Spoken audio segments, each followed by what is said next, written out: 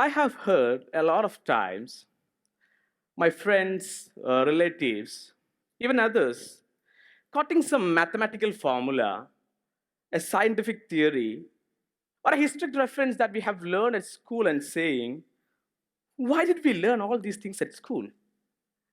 I think most of us have asked the same question when we were in school or even after that. I have read some books, watched some videos which sum up to the point schools kill creativity. If you want to be rich and happy, don't go to school. Why our schools are being criticized? What's wrong with our schools and present education system? I think two important things that miss in our present education system is one, the right education, two, the right system. There is always frequently a mismatch between what students learn inside the classroom and the demands placed on them outside the classroom. Moreover, securing good grades, good job, what have we learned for life from the school? Let's ask ourselves, what have we learned from the school, not just for academic scores or a good job? I think still engineering, medicine, and other professions, other courses are valued more for their prestige than their actual essence is. Most of the parents have grown accustomed to this mindset. When a student complains about the pressure, the stress that they are going through, they are asked to face it and move on as if there is no other way to succeed. Even then, they are not told how to handle the stress, how to overcome that. Let me tell you a statistics. According to National Crimes Record Bureau, in India, in just 2021, 13,089 students have committed suicide. Being more precise, every single day, 36 students ended their lives. Most of them ended their lives because of failure in examination and related reasons. Schools, colleges, the place where life is supposed to begin becomes the place where it ends. How cruel is it? So we need something more than the conventional schools and colleges. So there comes the concept of life schools. So before going to the concept of life school, let me ask you a simple question. What do you think is the ultimate aim of a human being? Job? Health? Money? If I say money is in, you will send me that Instagram reel. Money, do you think money can buy happiness? Habibi, come to Dubai. See, I'm not here for the funny arguments, but the answer lies within. The ultimate aim of every human being is to become happy. The end of the day, we do everything for being happy. But remember, happiness should be a long-term objective. See, India and most of the countries consider the growth of the country in GDP per capita and adult literacy rate, etc. There lies the crucial problem. How can you expect the schools getting prepared their students for life by just teaching A plus B the whole square, sulfuric acid, debit, credit, when the country, the nation itself is assessing the progress of the country in monetary figures? So the schools and also the students are just dreaming about the monetary figures. GDP doesn't always translate to human happiness index. That means the richest person may not be necessarily the happiest person. Why can't we measure the progress of the country and the citizens in gross national happiness? This term was firstly brought by the fourth king of Bhutan when they introduced gross national happiness as the indicator of growth, and prosperity for their country, Bhutan. So here comes the first ingredient of life schools: happiness education. Life schools aims at creating happy souls. We want our students to find happiness in every little things, the moments, the persons, even the relationships. After the happiness education, there comes another five education which are very essential but are ignored in the present curriculum. They are relationship education, financial literacy education, health education, value education, success education. Our students want to be successful and they don't know how to be, and they don't know even the meaning of success. Then it comes to life skills. Life skills are those bridges the gap between the education and the real world is. Let me lay down the 10 life skills set by WHO. They are self-awareness, empathy, critical thinking, creative thinking, coping with stress, coping with emotions, decision making, effective communication, problem solving, and interpersonal relationships. And now let's ask, are our schools capable of inculcating at least these 10 life skills prescribed by the WHO? Sadly, we have to say no. There comes the relevance of life schools. Life schools aims at creating a parallel curriculum along with the regular academic education, which teach the students to live more than just to survive. That life school system it's a well-framed curriculum of prescribed qualities, manners, etiquettes, habits that a student should achieve before they leave the campus. The concept of life school revolves around the philosophy: successful people are those people with successful habits. Two, death is not the end of the life, but character is. Hearing all these theories, you will say, your theories are so interesting, but it isn't easy to start one in India.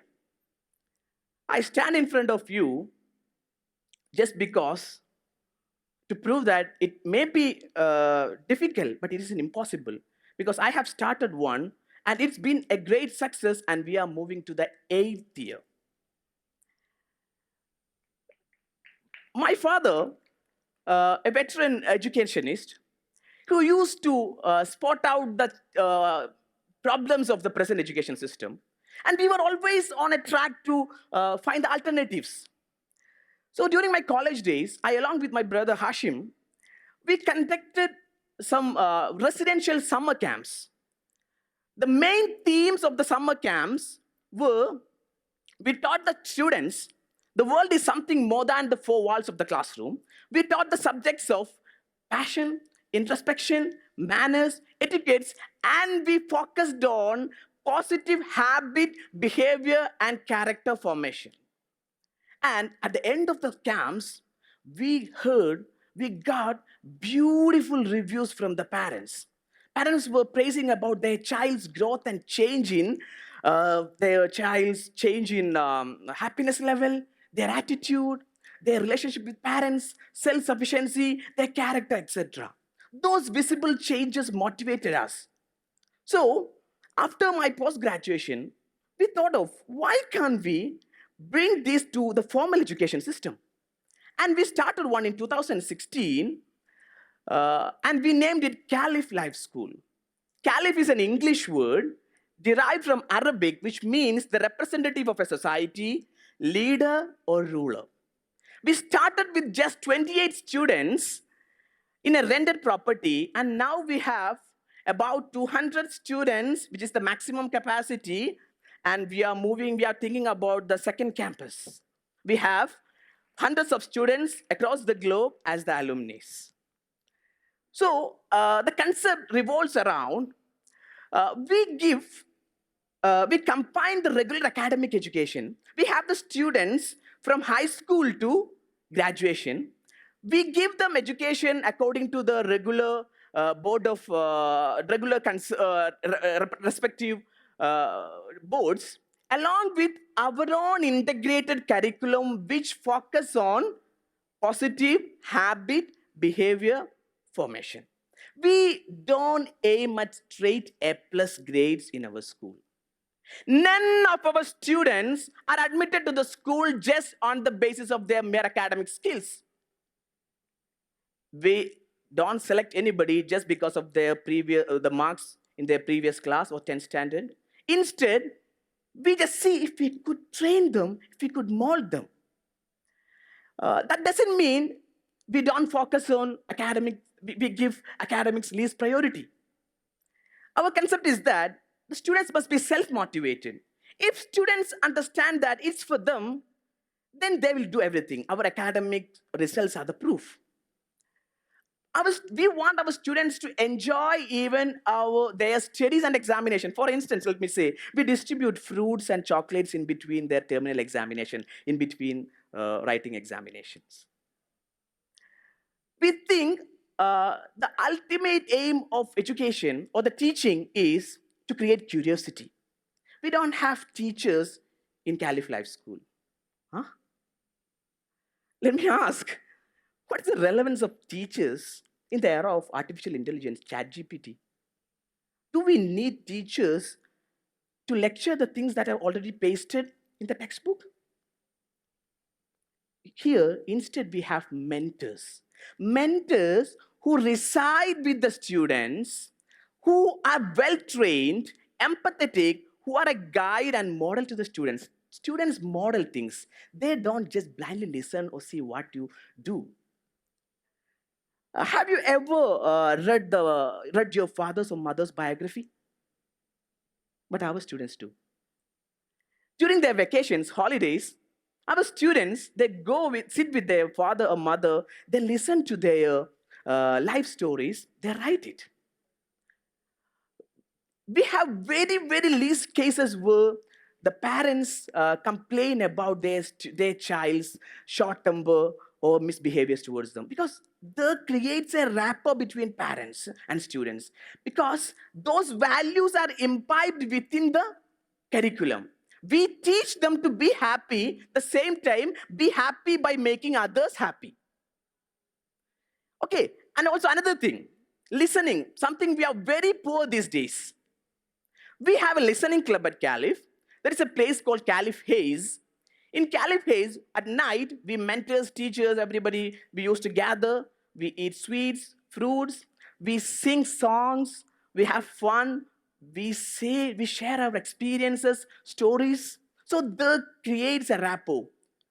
In our campus, the ragging, vandalism, fighting, etc. is 0%. None of the students quarrel each other. We create the concept of empathy, compassion, relationship, etc. practically. During their holidays, our students get out of their house for the most important the task they enjoy very much. The task name is Know Your Local. And in Caliph Life School, we don't have, we start our class early in the morning and ends by 1 p.m. And after the lunch break, there are no lecturing business. Students can do anything creative. Instead of memorizing a poem, instead of copying something from Wikipedia, we motivate them to do something of their own. Almost every day, they have a kind of program or event. That means they are engaged, so they are not in search of this mobile phone to just scroll up the reels. Let me say one more just instance how deeply rooted this curriculum is. See, most of the campus, when you go to inside the bathrooms of the campus, you can see a beautiful literature festival, right? See, it's because of, I consider it as a psychological problem. If you can guide the students properly, they will change that culture. Not to deface is a culture. throw the waste in just dustbin is a character. Anyway, let's sum up. That traditional education is very important. While it's important, there is a growing recognition and need of an parallel education system which will motivate the students to lead a happy life. Every schools can be converted to live schools. We must have a dynamic curriculum along with the static curriculum. Academic curriculum that we all know, that changes once in 10 or 20 years. But dynamic curriculum are those curriculum which have a certain set of qualities, things that we can change accordingly. See, if you find these theories are interesting, don't wait for the schools or education systems to change. You just try this at your home, with your siblings, with your cousins. We need engineers and doctors. But the engineer here refers to somebody who has the skill and knowledge to gain commercial and monetary figures. And at the same time, we need doctors who has got skills and knowledge to heal the pain and to motivate others and self to be happy. Be happy and be happy by making others happy. Thank you.